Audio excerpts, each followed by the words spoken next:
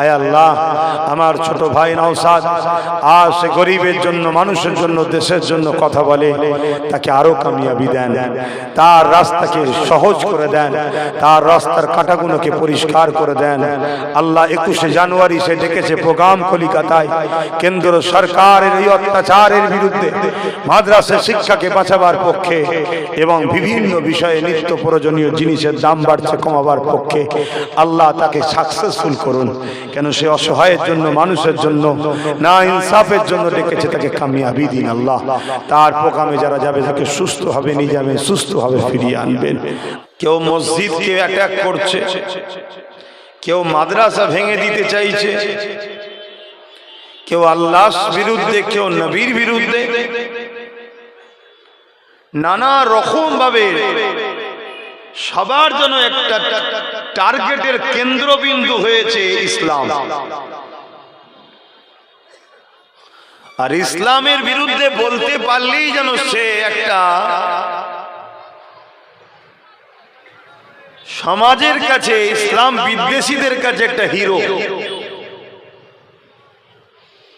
তবে আল্লাহ শুকর,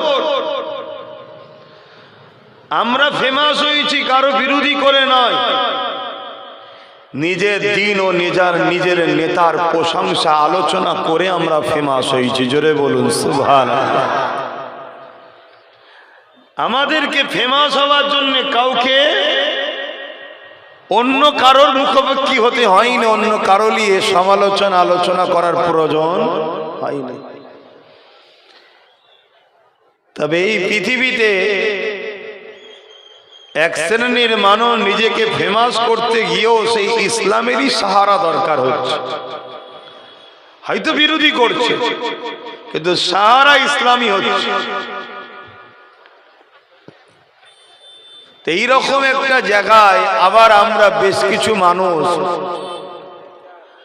এত সুন্দর একটা পরিবেশ তৈরি করে বসেছি ইসলামের পক্ষে প্রমাণ দিবার জন্য। আল্লাহ আপনাদের এই সাহসিকতা, এই ভালোবাসাকে কবুল করুন, বলুন আল্লাহুম্মা আমিন।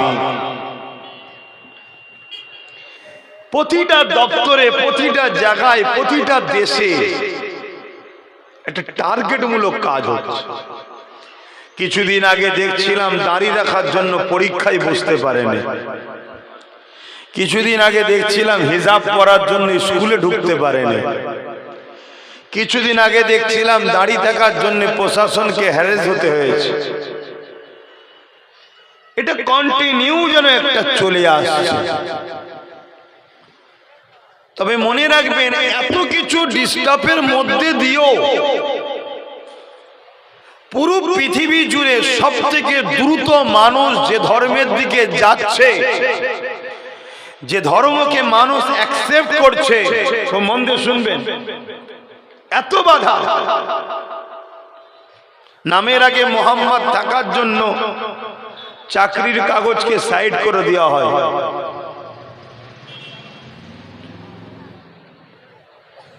মুসলমান হলে সন্দেহ করে জঙ্গি বলে তুলে নিয়ে যে 10 বছর পরে ছাড়াও হয়। এত বাধার পরও, এত অত্যাচারের পরও আপনারা শুনলে অবাক হবে, পুরো পৃথিবীতে সব থেকে বেশি যে ধর্মের দিকে মানুষ নতুন করে এখন অ্যাকসেপ্ট করছে, ওই ধর্মটার নাম হলো ইসলাম। জোরে বলুন সুবহানাল্লাহ, আরো জোরে বলুন। সব থেকে বড় যদি ইসলামের দুশ্মন রাষ্ট্র হয়, আমরা সবাই জানি আমেরিকা, ব্রিটেন, ফ্রান্স, চায়না। আমার দেশ ইসলামের দুশ্মন রাষ্ট্র ছিল না। রিসেন্ট যেন আমার দেশও ইসলামের পিছনে লেগেছে। মানে দেশ লাগে না, দেশ যাদের হাতে চলে গেছে তারাও যেন একটু ইসলামের পিছনে লাগছে। কি গো, ঠিক না বেটি? তবে এদেরও ঘোর কেটে যাবে, টেনশনের কিছু নেই। তো এই আমেরিকা বলুন, ফ্রান্স বলুন, এরা কিন্তু ব্যাপক ইসলামের বিরোধী করেছে। কিন্তু আল্লাহ শুকর, আমেরিকা বলুন, ফ্রান্স বলুন, ব্রিটেন বলুন, তাদের সমীক্ষা বলছে 2040-45-এর মধ্যে ইউরোপ দুনিয়া সংখ্যা গুরু হবে ইসলাম। জোরে বলুন সুবহানাল্লাহ। আরো খুশিতে বলা যাবে না। এটা আমার কথা নয়, এটা তাদের সমীক্ষা, তারা বার করেছে, আমি শুনেছি বললাম। শুনছেন তো সবাই? কেন এত জুলুম, এত অত্যাচার, এত পিছনে লাগার পরও সর্বদিক দিয়ে প্ল্যান মাফিক খতম করার চেষ্টা করার পরও মুসলিম দেখলেই জঙ্গি, আতঙ্কবাদী, মাদ্রাসায় সন্ত্রাস ট্রেনিং হয়। এত কিছু চেষ্টা করার পরও রুখতে পারছো না কেন? কেন? ইসলাম ইনসাফের নাম, ইনসানিয়তের নাম, মানবতার নাম, গরিবের অধিকারের নাম, এতিমের অধিকারের নাম, নারীর অধিকারের নাম, রাষ্ট্রের সার্বিক নিরাপত্তা রাখার নাম, মানবতার নাম ইসলাম। ইসলাম ক্ষুধার্ত মানুষকে খানা খাওয়াবার নাম। তাই ইসলামকে এত দাবাবার চেষ্টা করার পরও যুবক যুবতী, যুব সমাজ, নিউ জেনারেশনের কাছে ইসলামী হয়ে দাঁড়াচ্ছে বড় প্রিয়। জোরে বলুন সুবহানাল্লাহ। আমরা চোখের সামনে দেখছি 80 বছরের বাপের মুখে দাড়ি ধরে মারা হচ্ছে, বিভিন্ন স্লোগান দেওয়া, চাপ দেওয়া হচ্ছে, মুখ টুক ফেটে রক্তাক্ত হয়ে গেছে,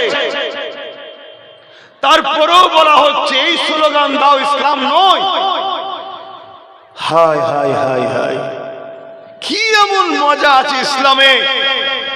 মার খেতে খেতে মরে যাচ্ছে, তথাপিও আজকের দিনের বাপ থেকে শুরু করে, যুবক থেকে শুরু করে, নারী থেকে শুরু করে, পুরুষ থেকে শুরু করে আজও ইসলামের ঘরের এমনও সন্তান আছে যারা বলছে আমরা ইসলাম ছাড়বো না, জান দিতে হয় দিয়ে দেবো। জোরে বলুন সুবহানাল্লাহ। সোশ্যাল মিডিয়ায় দেখছেন না? দেখেন, এই দেখেছেন না? দেখেন না? আমার দেশেও ঘটছে। কি ঘটছে না ঘটে না বলে? আবার এই মুসলমানের মধ্যে কিছু মুসলমান আছে সামান্য কিছু ভিক্ষা পেলেই ইসলাম বিদ্বেষীদের সঙ্গে গলায় গলা মিলেও চলছে। তাহলে একটা হলো মুমিন মুসলমান আর একটা হলো মুনাফিক মুসলমান। মুমিন মুসলমান কে? যে দিমাগের মধ্যে, দিলের মধ্যে সেটিং করে নিয়েছে জানের থেকেও বেশি প্রিয় হলো আল্লাহ রাসূল। জোরে বলুন সুবহানাল্লাহ। তাকে কখনো খরিদ করা যায়? তাকে কখনো দমানো যায়? তাকে কখনো মিটিয়ে দেওয়া যায়? বন্দুকের গুলি দেখিয়ে, বোম দেখিয়ে, কামান দেখিয়ে, পথ দেখিয়ে, নারী দেখিয়ে, বাড়ি দেখিয়ে, গাড়ি দেখিয়ে মুমিন মুসলমানকে খরিদ করা যায় না। আর মুনাফিক মুসলমান যে হয় তাকে হয়তো খরিদ করা যেতে পারে। আর মুনাফিক আমাদের জন্য উপকার দেয় না, ক্ষতি দেয়, ক্ষতির কারণ। ইতিহাসের পাতা বলছে আজকে যে জুলুম, এটা নতুন নয়, পুরাতন। আর এই জুলুমের কারণটা কেন হয়েছে? আল্লাহ নবী জীবনে যদি প্রথম দিকটা আমরা দেখতে পাই, আমার নবী পাক যখনই মক্কা জমিনে এসে এক আল্লাহ পাকের উপাসনার কথা বলল, লা ইলাহা ইল্লাল্লাহ আনা মুহাম্মাদুর রাসূলুল্লাহ, আল্লাহ কে সিवा कोई मालिक नहीं और मैं मोहम्मद अल्लाह के रसूल हूं। ওই সময় আবু জেহেল, উতবা, সাইবা, আবু লাহাব আমার নবী পাকের বিরুদ্ধে লেগে গেল। তারা কেন বিরোধী করেছিল? তারা এক আল্লাহর উপাসনা করত না, তারা নকল 360টা খোদা বানিয়েছিল। তারা চিন্তা করতে লাগলো আমরা মানুষকে নকল খোদা দিয়ে ধর্মের নামে ব্যবসা করেছি, যদি মুহাম্মাদের কথা মানুষ মেনে নেয় তাহলে আমাদের মিথ্যা ভণ্ডমিটা ধরা পড়ে যাবে। বিরোধীর কারণগুলো বুঝছেন তো নাকি? আল্লাহ নবীর উপরে তারা কতদিন দিয়ে জুলুম করেছিল, আল্লাহ নবীকে এমনকি জানে মারার পর্যন্ত চেষ্টা করেছিল।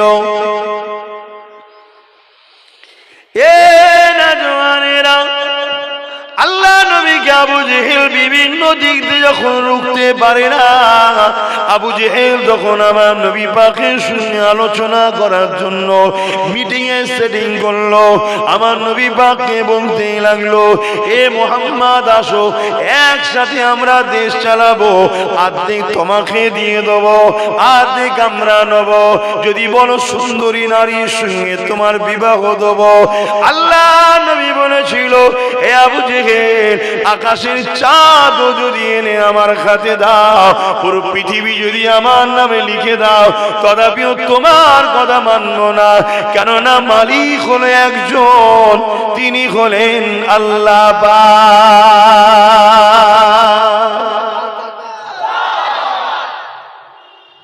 নবীর যে উম্মত হবে সে কখনো জালিমদের কাছে বিক্রি হবে? এটা তো মিলাতে হবে বাপ। আমার নওজওয়ানেরা, তরুণীরা, বাপেরা, আল্লাহ নবী যখন কথা মানল না, নবী পাক সোশ্যাল বয়কট করে দিল। আল্লাহ নবী পাহাড়ে চলে গেলে, সেখানে গাছের পাতা ফলমূল খেয়ে রইলে, এবং রাতের আড়ালে অন্ধকারেতে গোপনে গোপনে মানুষের কাছে না ইনসাফের বাণী, মানবতার বাণী, ইনসানিয়াতের বাণী আল্লাহ নবী দিতে লাগলে। এইভাবে দেখা যায় একজন, দুজন, তিনজন করে 39 জন আমার নবী পাকের হাতে হাত দিয়ে ঈমানের কলেমা পড়ে মুসলমান হয়ে যায়।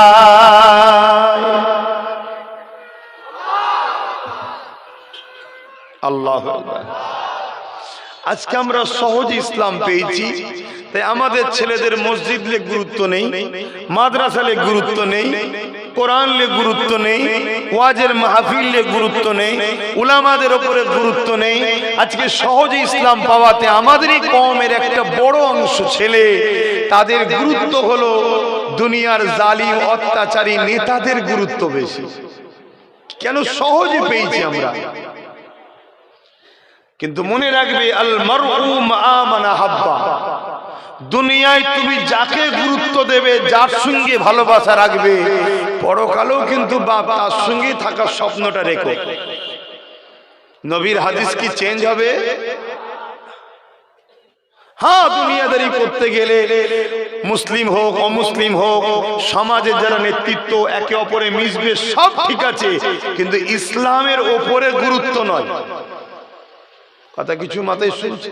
কিন্তু আমরা দেখছি আমার কওমের কিছু ছেলে ইসলামের থেকেও বেশি গুরুত্ব দিয়ে ফেলছে। এটা ধ্বংসের কারণ হবে। বাপেরা, নওজোয়ান তরুণেরা কতটা কষ্ট করে ইসলাম এসেছে দেখে।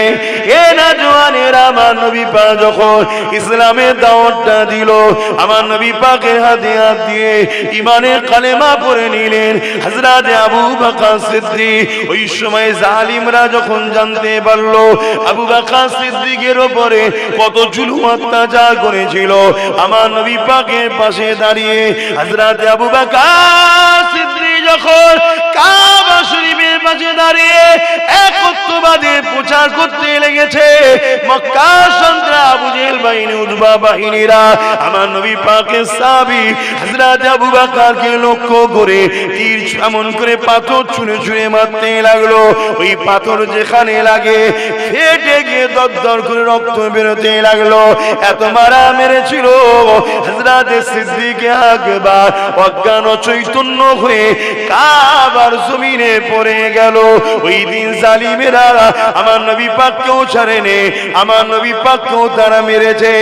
এ যুবকেরা, তরুণেরা, বাপেরা, তোমাদের অন্তরে যদি যারা পরিমাণ ঈমান থাকে, নবীর প্রেম ও মহব্বত থাকে, তোমাদের ঘরে একবার নয় 1 লক্ষ শতবার ভাবতে হবে আমরা কোন রাস্তায় পা বাড়াচ্ছি, কাদের সঙ্গে উঠা বসা করছি, কাদেরকে সহযোগিতা করছি, তাদের দ্বারা ভবিষ্যতে আমার নবীর দ্বীনের ক্ষতি হয়ে যাবে না তো? তারা ক্ষমতা জোরে মাদ্রাসাকে বন্ধ করে দেবে না তো? ক্ষমতা জোরে মসজিদগুলোই তালা মেরে দেবে না তো? ক্ষমতা জোরে ঈদগাহগুলোকে দখল করে নেবে না তো? ক্ষমতা জোরে কবরস্থানগুলো ফুটবলের মাঠ করে দেবে না তো? একটু আমাদের ঘরে বিবেচনা করা দরকার আছে না নাই? আওয়াজ দিয়ে বলো। আজকের কথা বলছি, আমার হুগলি জেলার হরিপাল বলে থানা, গতকালকে ঘরে ঢুকছি দেখি নওশাদ দাঁড়িয়ে আছে, কার সাথে ফোনে কি চিল্লাচিল্লি করছে। আমি কি হয়েছে রে, মানে বড় ভাই হিসেবে খোঁজ রাখা দরকার আছে না নাই? হ্যাঁ, ওর আমি গার্জেন। হ্যাঁ আচ্ছা, আজান আপনাদের মহল্লাই তো?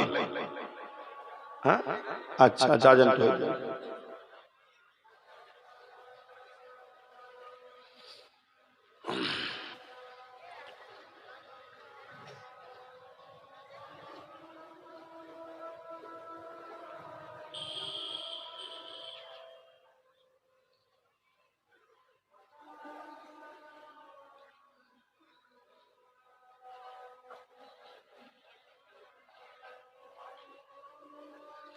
সাল্লাল্লাহু আলাইহি ওয়াসাল্লাম।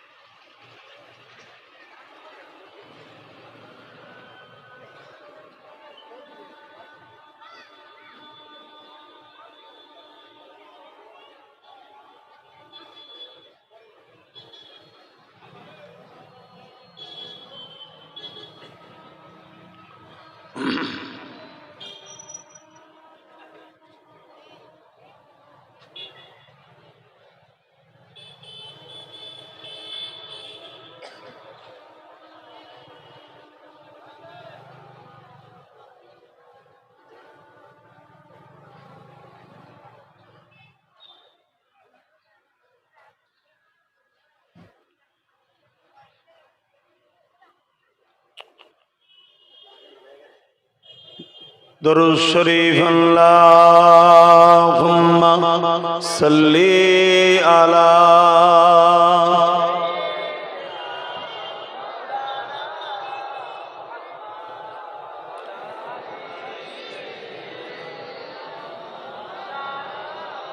বাপজান আমার যে কথা বলছিলাম, আমি দেখি ফোনে চিল্লাছিলি, আমি ক্যাসে চিল্লাছিলি, কি হয়েছে? ওই হরিপাল বলে একটা জায়গা আছে আমার হুগলি জেলাতে, ওখানে নাকি কবরস্থানের ওপরে মেলা করছে। শুনছেন কি বলছে? দোকানের খুঁটি পুঁততে গেছে, খুঁড়েছে, দেখছে হাড়গোড় উঠছে। কথা বুঝছেন? এবং ওই মেলার মধ্যে কবরের চিহ্ন পাওয়া যাচ্ছে, কিন্তু ক্ষমতার জোর আছে। তা বলছে আমি যাবো কালকে, তাই চিল্লাচিল্লি করছি। আজকে গেছে শুনলাম। তা আমি যেটা বুঝাতে চাইছি, তাহলে আমাদের তো একটু ভাবা দরকার, কাল আমরাও তো মরবো।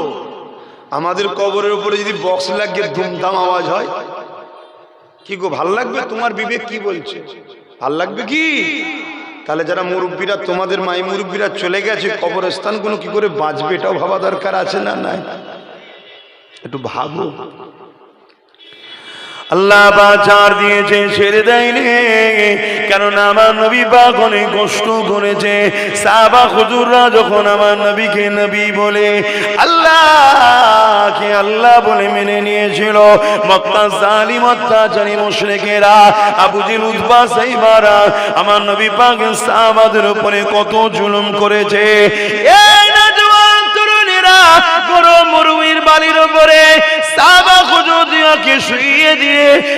উপরে বাড়ি পাথর চাপিয়ে দিয়ে বলেছিল, আল্লাহ ছেড়ে দে, নবী ছেড়ে দে, দিন ইসলাম ছেড়ে দে। সাহাবা হুজুর একদিকে গরম বাড়িতে পিঠ পুড়ে যাচ্ছে, অপর দিকে বাড়ি পাথরে নিঃশ্বাস নিতে পারছে না। এইরকম একটা অবস্থাতে সাহাবা হুজুররাও বলতে লেগেছে, এ মক্কা নিষ্ঠুর পাষাণ জালিমেরা, আমরা আমাদের জীবন দেয়া পছন্দ করি, আল্লাহ ও রসুলকে ছাড়া পছন্দ করি না। আরো জোরে বলুন সুবহান।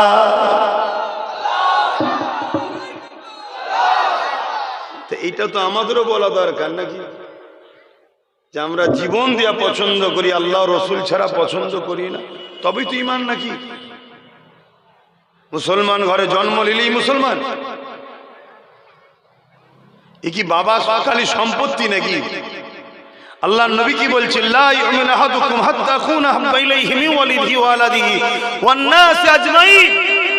অপর হাদিস শরীফ, লা ইউমিনু আহাদুকুম হাত্তা ইয়াকুনা আল্লাহু ওয়া রাসূলুহু আহাব্বা ইলাইহি মিম্মা সিওয়াহুমা মান আহাব্বা আবদাল্লাহ ইউহিব্বু ইল্লা লিল্লাহ। অপর হাদিস শরীফ, সালাসুন মান কুন্না ফীহি ওয়াজাদা বিহিন্না হালাওয়াতাল ঈমান মান কানা আল্লাহু ওয়া রাসূলুহু আহাব্বা ইলাইহি মিম্মা সিওয়াহুমা ওয়া মান আহাব্বা আবদাল্লাহ ইউহিব্বু ইল্লা লিল্লাহ ইলা আখিরিল হাদিস। তিনটা হাদিসেরই লক্ষ্য একটাই, সবকিছুর আগে জমি জায়গা টাকা পয়সা বাপ মা ভাই বোন এমনকি জানের থেকে বেশি যদি আল্লাহ ও রসুলকে মোহাব্বত না করতে পারেন, তার মধ্যে ঈমান নাই। তাহলে ঈমান কি? আমার শুনছেন তো নাকি? বাবেরা, নজওয়ান তরুণেরা, নিঃশ্বাসে কোনো ভরসা নাই, নিঃশ্বাসে কোনো বিষয় নাই। আজ আছি কাল চলে যেতে হবে, আজ আছেন কাল চলে যেতে হবে। এ নজওয়ানেরা, দুদিনের দুনিয়ার ময়দানে পড়ে আখিরাতকে হারিয়ে ফেলবেন না। আজ আমরা সহজ ইসলাম পেয়েছি, মসজিদ মাদ্রাসা পেয়েছি, আমাদের ধর্মের উপরে অত গুরুত্ব না। কিন্তু মনে রাখবেন, ইসলাম আর ইনসাফের না। ইসলাম যদি না থাকে ইনসাফ থাকবে না। ইসলাম ইনসানিয়াতের না। ইসলাম যদি না থাকে ইনসানিয়াত থাকবে না। ইসলাম আদবের না। ইসলাম লজ্জার না। ইসলাম সম্মানের নাম, ভক্তির না। যদি ইসলাম না থাকে গুণও থাকবে না। ইসলাম মা বাপের সম্মান দিবার না। ইসলাম যদি না থাকে মা বাপ সম্মান পাবে না। ইসলাম গরিবদেরকে খানা খাবার না। ইসলাম যদি না থাকে গরিবদের বাঁচার উপায় থাকবে না।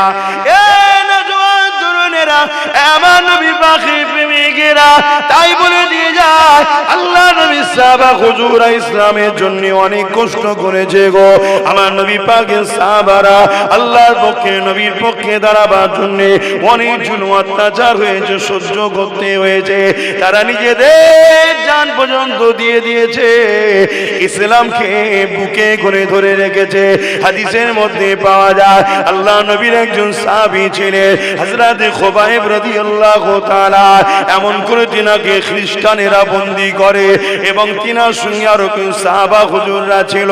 ওই খ্রিস্টানরা বন্দী করে নিয়ে যায়। ওই বন্দী করে নিয়ে যাবার পরে হযরত খুবাইব হুজুরকে বলেছিল, তিনার সাথীদেরকে বলেছিল, এ খুবাইব, আল্লাহ ছেড়ে দাও, নবী ছেড়ে দাও, আমরা তোমাকে খ্রিস্টানের রাজত্বের অনেক বড় একটা এলাকার গভর্নর বানাবো।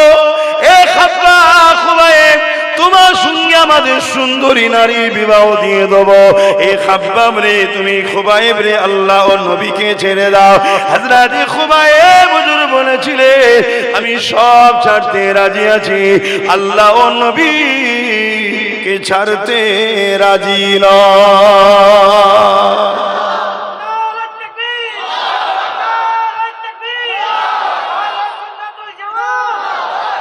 আর আজকে আমাদের অবস্থা কি?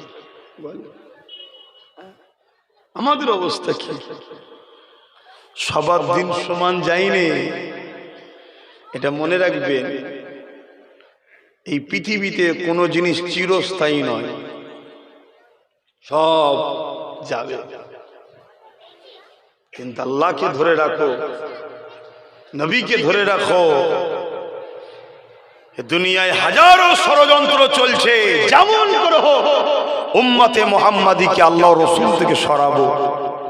প্রয়োজন হয় গানের খরচ দাও, ফাংশনের খরচ দাও, মেলার খরচ দাও, যাত্রার খরচ দাও, সিনেমার খরচ দাও, যদি চরিত্রহীন নারী নিয়ে ঘুরতে যাই তাও দাও।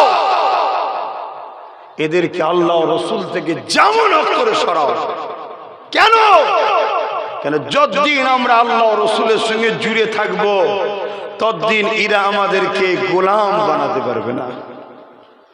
আর গোলাম যতদিন না বানাতে পারবে, এরা যে পৃথিবীর খোদা হতে চাইছে, এদের এই স্বপ্ন পূরণ জোরে বলুন হবে না। সবাইকে এরা কিনে নিয়েছে, সবাইকে খরিদ করে নিয়েছে, শুধু নবীর প্রেমিকদের কিরা পারে না। তাই হাজারো চক্রান্ত চলছে, এমনও চক্রান্ত চলছে, গানে যখন আসছে না, জুয়াই যখন আসছে না, কি বলে গান, সিনেমা, যাত্রা, ফাংশন, লটারিতে যখন আসছে না, তাহলে এক কাজ করো, সমাজের মধ্যে এমন উলামাদেরকে ছাড়ো যারা ঘুরতে ফিরতে আমার নবীর শানকে ছোট করবে,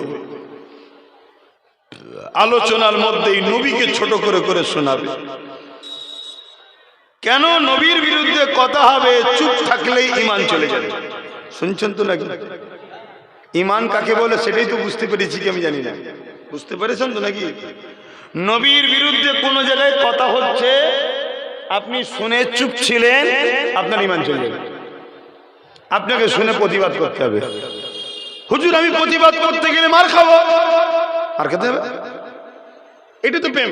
তুমি তো বলছো জানের থেকে বেশি ভালো না বাসলে ঈমান নয়, তো মার খাবে তো কি হয়েছে? হুজুর প্রতিবাদ করতে গেলে জেল খাটতে হবে, সাহাবাদের থেকে বড় নাকি? সাহাবারা জেল খেটেছে হুজুরের জন্য, আপনাকে খাটতে হবে।